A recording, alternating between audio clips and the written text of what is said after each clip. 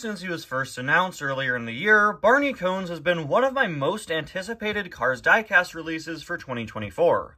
And I know that may sound a little silly at first glance. There's not all that much to this car. He's just a blank blue pickup truck with a little pusher attached to his bumper, but that's the exact reason why I love this item so much.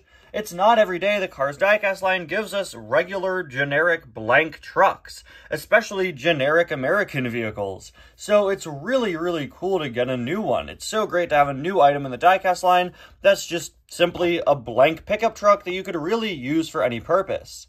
But beyond that, Barney Cones has a pretty cool role within the Cars series. He's a Cars on the Road character with dialogue, which is honestly kind of a rarity within the diecast line. A lot of the on the road items we get are characters that don't speak. Barney is the truck that pushes cars onto the salt flats and warns them to watch out for the speed demon, meaning despite his lack of screen time, he does have a pretty notable role within the episode. I think it's so cool to get this item. This has been one of my most wanted Cars on the Road releases from that episode since it came out, which is really saying something because the Salt Fever episode has given us some of the most unique looking Cars diecasts of all time. I'm super excited to get Barney here. It's so cool to have a new blank truck with this little pusher on front who was significant in his episode of Origin, and it's also just really cool to get a new item from Salt Fever that isn't a Salt Flats racer. We've gotten so many Salt Flats cars over the past few years that a lot of fans, including myself, have started to get kind of tired of them. So having a new item from the episode that isn't a racer but is still notable is definitely a win in my book. Anyway, guys, welcome back to another review and to another 2024 Cars diecast review. Today, we're going to be taking a look at Barney Cones. Now, this is actually technically his 2025 re-release. If you saw my review of Margaret Motor yesterday, or if you saw my community post a few days back, I actually found the first wave of 2025 at a Wegmans. It's a grocery store around where I live, and I was really surprised to see that. And I was even more surprised to be able to pick up Barney Cones and Margaret Motoray's 2025 re-releases. Both of these items were ones that were, of course, originally released in 2024, but due to just how behind stores in the US have been for the past few months, I have not been able to find their 2024 releases, and now I've gotten their 2025 releases before their 2024 ones, which is honestly pretty crazy. But hey, I'm not going to complain. I'm just happy to have two more 2024 items to check off of my list, even if it's the 2025 release of them. We got some very nice artwork of Barney here. You get a good look at the bumper, the pusher he uses to push cars onto the salt flats, some really nice rust detailing on him. Very good looking item all around. As seen in Cars on the Road, we've got Logan Gearsall, another late 2024 release, returning for 2025. Haven't found Logan yet. We'll have to see if I get his 2024 release or 2025 release. That'll be interesting.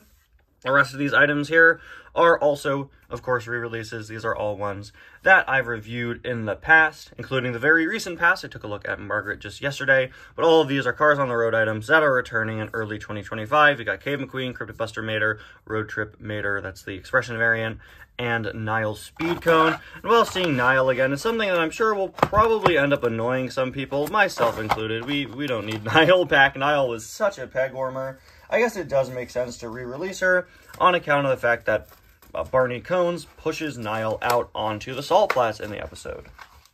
So here is Barney out of the package, and he is looking really good. I'm honestly really surprised that he doesn't have matte paint. Looking at him in the box and just looking at his artwork made me think he'd have a matte paint job, but I guess if you look at him, he does look pretty glossy here. I don't really mind the lack of matte paint. I think that's perfectly fine. I'm not really the biggest fan of matte paint cars. I just thought he would be one because of all that rust detailing. I'm not going to complain. I would take it either way, honestly. But yeah, he just looks really, really nice.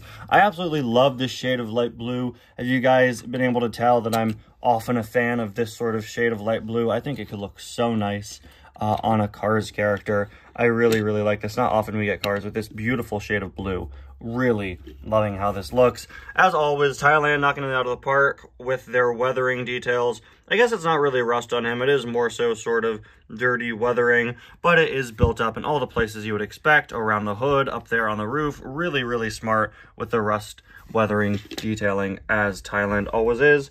We've got the pusher there on the bumper, of course, one of the main, I guess you could say, selling points of the character. One of the main things that makes this character notable within the car series. If only my camera could focus on it. It's focusing too much on Barney's face.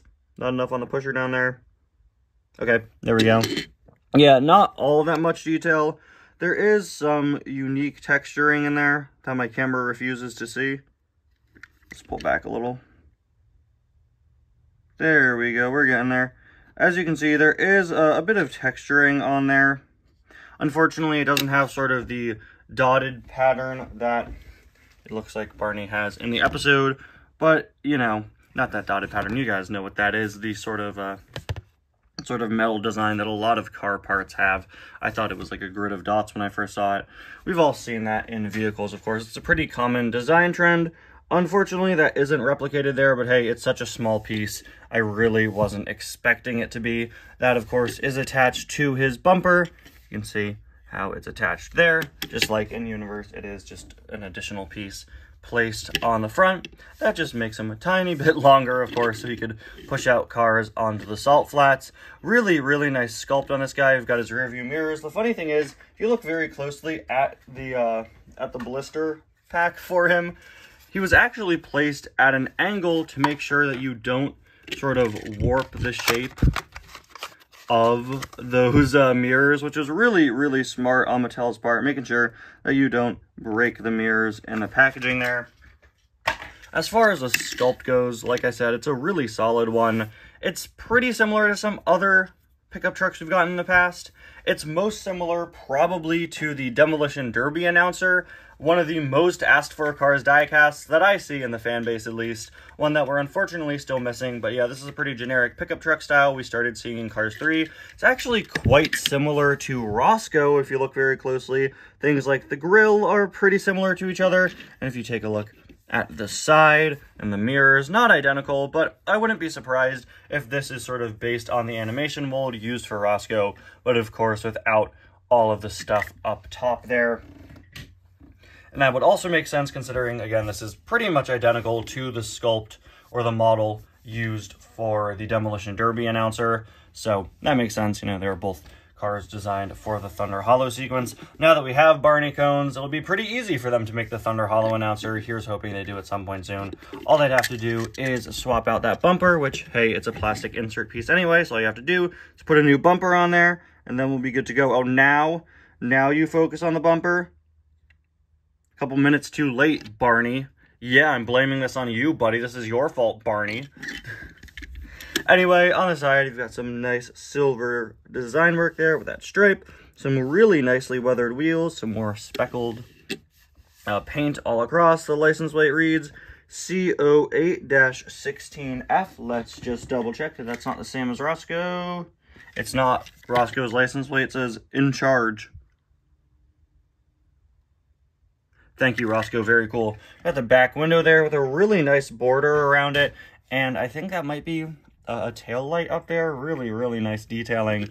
Really loving all of the dirty design work inside of this item. I really wish that we got clean cars more often. You know, Mattel certainly loves making their dirty and rusty vehicles, but hey, Barney really does look pretty solid. A really, really great looking item altogether. Easily one of my favorite cars of the year. You can see he even has the little stepping boards to get into the car, and that's where they printed the legal information for him, which is honestly pretty funny. But now it's time for the moment of truth. Barney's role in universe is, of course, to push cars out on the salt flats, and I've heard something a little concerning. I've heard that he actually doesn't line up properly with Niall's speed cone. Let's test that theory.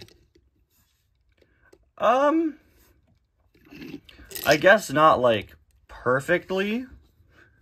Yeah. Okay, Niall might be a little too short. I do believe this is pretty scale accurate. Maybe Niall should be a little taller. I don't think Barney should be lower to the ground. Barney's scaling is perfectly fine. But, I mean, he can still push Nile. I think that's just fine. It's just you might want it to be lined up a little more perfectly, you know, maybe have it be more sort of squarely in the middle there. But whatever, get Nile out of here. There we go. So you can successfully push other Soul Flats cars. Let's see. That's jamming. Yeah, that's jamming, kind of in a similar place to Nile, where it is a very low to the ground item, but these two definitely line up better. Let's see. Obviously, you're not going to have a problem with somebody like Revo Koss. It's perfectly fine. Mark Sontheimer should be interesting, because he's a That's Jammin' sculpt, but he doesn't have the parachute. Yeah, that lines up pretty much perfectly. That might be my favorite. And finally, we're going to test out Peggy Liner, just because I need to know if I even have space for her. Yeah, kind of a similar case with Nile, where it is a little bit low down. But there we have it. Barney Cones, you can successfully push all your Salt Flats racers. It might not line up as perfectly as you'd like, but it does certainly work out just fine. There he is, easily one of my favorite new releases of the year. A case where a simple item really works very well. So nice to have a new generic truck for the Cars Diecast line with beautiful paintwork and sculpting. And it's a pretty cool character, a very unique episode, a very unique character from that episode. Very, very happy to have him. Anyway, guys, thank you all so much for watching. I'll see you guys next time. Bye now.